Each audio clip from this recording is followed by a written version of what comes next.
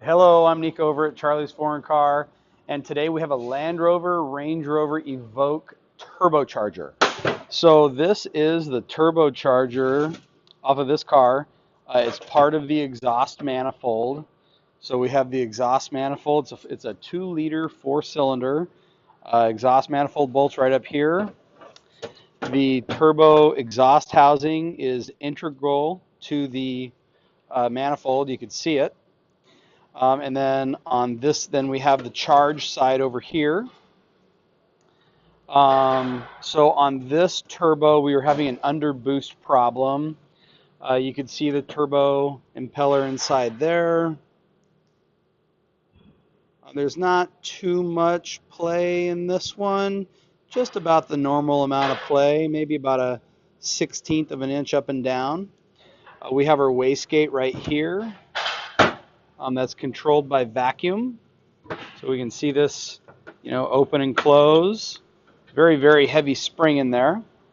On this one, we had an underboost problem. If you look at the difference, there's a crack right here in that weld. You can see that thing kind of floating around.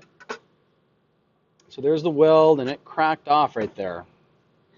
You can see the exhaust leak that was happening. If you look at this side, you can see a bunch of black soot right here from an exhaust leak. On this side, you can see how it's still kind of nice and clean here and up here.